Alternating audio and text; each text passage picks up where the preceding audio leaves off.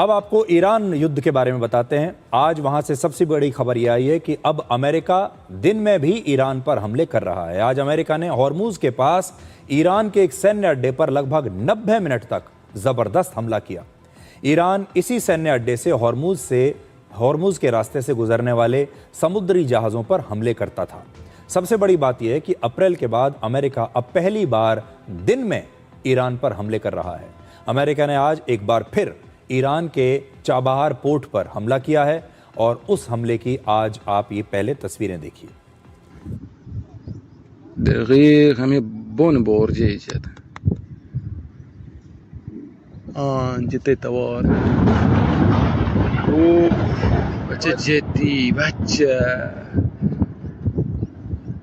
आक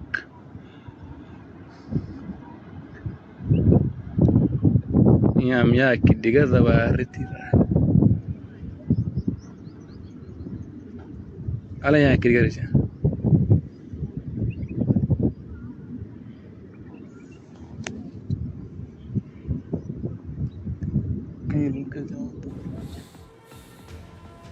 अमेरिका 4 दिनों से लगातार ईरान पर हमले कर रहा है और ईरान भी लगातार इनका जवाब दे रहा है। ईरान ने दावा किया है कि उसने बहरीन, कुवैत और जॉर्डन में मौजूद अमेरिका के सैन्य ठिकानों पर हमले किए हैं। ईरान की IRGC के मुताबिक कुवैत में हथियारों के एक डिपो पर उन्होंने ड्रोन से हमला किया है।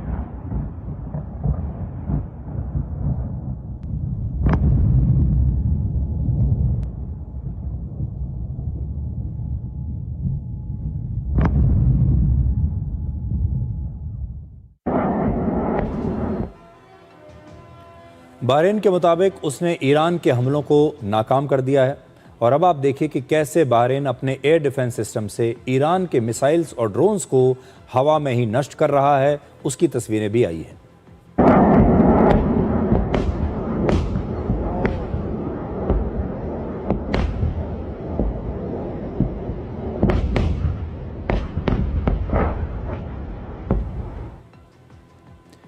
इस युद्ध से पूरी दुनिया को ये बात तो समझ में आ गई है कि दुनिया के किसी भी देश के पास ऐसा एयर डिफेंस सिस्टम नहीं है जो 100% हमलों को रोक सके, जो सारी मिसाइल्स को रोक दे, सारे ड्रोन हमलों को रोक दे। और इसीलिए आपने देखा होगा कि इन देशों के पास कहने को तो लेटेस्ट बेहतरीन एयर डिफेंस सिस्टम हैं, लेकिन ये लोग भी सारे हमलों को, सारी मिसाइल्स को रोक नहीं पाते।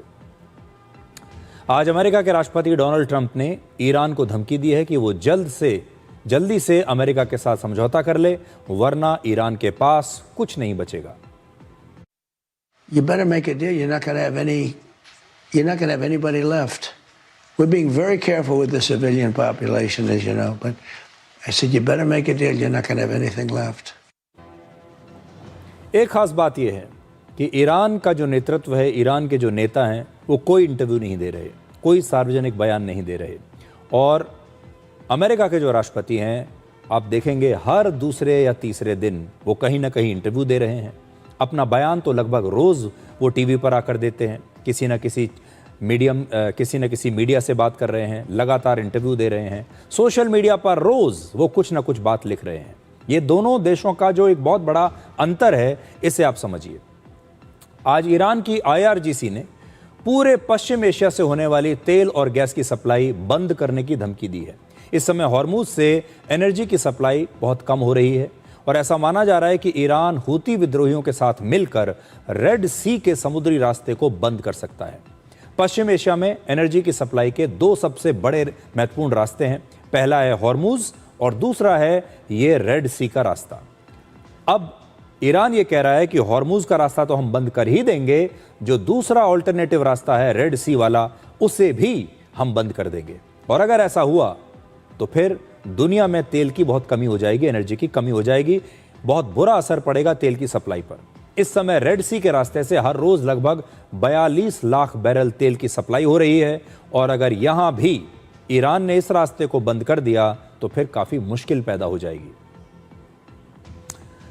युद्ध सिर्फ मिसाइल चलाने से नहीं जीता जाता, बल्कि इस बात से जीता जाता है कि आपके पास अब कितनी मिसाइल्स बची हैं और आप उन्हें दोबारा कितनी जल्दी बना सकते हैं। आज की एक बड़ी खबर यह है कि अमेरिका और ईरान दोनों के पास उनका मिसाइल स्टॉक धीरे धीरे खत्म होता जा रहा है। एक रिपोर्ट के मुताबिक इस युद्ध के पिछले 138 दिनों में सबसे ज्यादा नुकसान ईरान को हुआ है। ईरान की लगभग 50% बैलिस्टिक मिसाइल्स और लगभग आधी मिसाइल लॉन्चर्स नष्ट हो चुके हैं। मतलब ईरान की आधी मिसाइल्स खत्म हो चुकी हैं। वैसे ईरान के मिसाइल और हथियारों को लेकर किसी के पास कोई पक्की जानकारी नहीं है कि उनके पास कितनी मिसाइल्स थीं और कितनी हैं। अमेरिका के थिंक टैंक लगातार ये दावा करते रहे हैं कि ईरान के पास लगभग 4000 से लेकर 6000 मिसाइल्स थीं, लेकिन वर्ष 2024 से 2026 तक ईरान लगभग 2500 मिसाइल्स इस्तेमाल कर चुका है, इनसे हमले कर चुका है। मतलब उसके 2500 मिसाइल्स तो खत्म हो चुकी। अब अगर उसके पास 4000 मिसाइल्स थी तो आप सोचिए आधी से भी ज्यादा मिसाइल खत्म हो चुकी हैं। यह भी हो सकता है कि ईरान के पास इस समय भी अनुमान से कहीं ज्यादा मिसाइल्स बची हों, क्योंकि जो अलग अलग थिंक टैंक्स होते हैं जब ये अपनी रिपोर्ट देते हैं तो इनकी रिपोर्ट्स में तो यही आता था, कोई कहता था ईरान के पास 3000 मिसाइल्स हैं, कोई 4000, कोई 6000 कहता था। लेकिन हो सकता है कि ये सारे एस्टिमेट गलत हों और ईरान के पास इससे कहीं ज्यादा मिसाइल्स हों, क्योंकि अगर वो 2500 मिसाइल्स अपनी इस्तेमाल कर चुका है, इसके बाद भी वो मिसाइल इस्तेमाल करने में कोई कंजूसी नहीं कर रहा। ईरान के पास सिर्फ मिसाइल्स का होना ही काफी नहीं है। समस्या यह है कि कौन कितनी तेजी से नई मिसाइल्स का निर्माण कर सकता है। अमेरिका का दावा है कि ईरान के मिसाइल, ड्रोन और डिफेंस इक्विपमेंट्स बनाने वाले लगभग 85% फैक्ट्रीज को उन्होंने भारी नुकसान पहुंचाया है। इसलिए अगर युद्ध लंबा चला तो ईरान के लिए नई मिसाइल्स का निर्माण करना बहुत मुश्किल हो सकता है, क्योंकि ईरान की जितनी भी फैक्ट्रीज हैं जहां पर ये मिसाइल बनती हैं, अमेरिका ने सबको बहुत बड़ा नुकसान पहुंचाया है, नष्ट कर दिया है। अब ईरान नई मिसाइल्स नहीं बना पाएगा और बनाएगा भी तो बहुत ही कम। लेकिन अब अमेरिका की बात करते हैं। ऐसा नहीं है कि अमेरिका के पास हथियारों की कोई कमी नहीं हुई है। अप्रैल तक अमेरिका अपने थर्ड और पैट्रियट एयर डिफेंस सिस्टम का लगभग आधा और टोमाहॉक मिसाइल्स का लगभग 30% स्टॉक इस्तेमाल कर चुका था, और नई मिसाइल्स भी बहुत तेजी से वो नहीं बना पा रहा है। इस समय अमेरिका हर महीने सिर्फ 15 टोमाहॉक और सिर्फ 20 पैट्रियट मिसाइल्स ही बना पा रहा है हर महीने, जबकि इस साल थर्ड एयर डिफेंस सिस्टम की नई मिसाइल्स की कोई डिलीवरी उसके पास नहीं होने वाली। और यही वजह है कि जून में राष्ट्रपति ट्रंप ने डिफेंस प्रोडक्शन एक्ट लागू किया था ताकि मिसाइल्स का प्रोडक्शन और तेजी से बढ़ाया जा सके। लेकिन हथियारों की फैक्ट्री बनाना कोई मोबाइल फैक्ट्री लगाने जैसा आसान काम नहीं है। उदाहरण के लिए जापान को पैट्रियट मिसाइल्स की फैक्ट्री बनाने में 3 साल लग गए थे। इसके अलावा अमेरिका के सामने सिर्फ ईरान ही एक चुनौती नहीं है, उसे चीन के लिए भी अपने हथियारों का एक बड़ा भंडार सुरक्षित रखना होगा। अमेरिका एक सुपर पावर है। अगर उसने सारे हथियार सिर्फ ईरान के साथ इस युद्ध में खर्च कर दिए तो अमेरिका एक ऐसी स्थिति में आ जाएगा जब उसके पास अपनी खुद की रक्षा करने के लिए हथियार नहीं बचेंगे। अमेरिका के लिए अच्छी बात यह है कि रशिया भी इस समय हथियारों की कमी से संघर्ष कर रहा है, क्योंकि रशिया का अपना युद्ध चल रहा है यूक्रेन में। इसलिए रशिया के पास इतना समय नहीं कि वो अमेरिका के बारे में सोचे।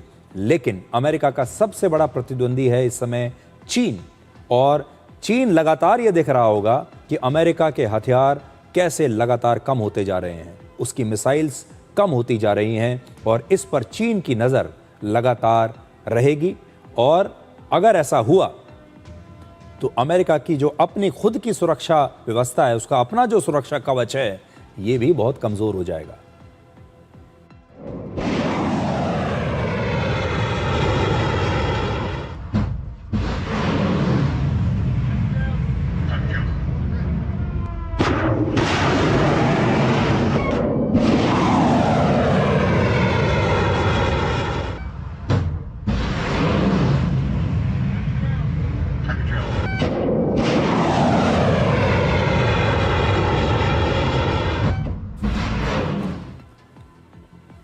यानी इस युद्ध की सबसे बड़ी लड़ाई अभी सिर्फ मैदान में नहीं लड़ी जा रही, बल्कि एक और लड़ाई हथियारों और मिसाइल्स की फैक्ट्रियों में भी लड़ी जाएगी। जिस देश के पास ज्यादा मिसाइल्स बचेंगी और जो देश अपनी मिसाइल्स को तेजी से दोबारा से बना पाएगा, लंबी लड़ाई में वही जीतेगा। इसलिए हथियारों का घटता स्टॉक ही इस युद्ध को जल्द खत्म करने के लिए अमेरिका और ईरान को मजबूर कर सकता है।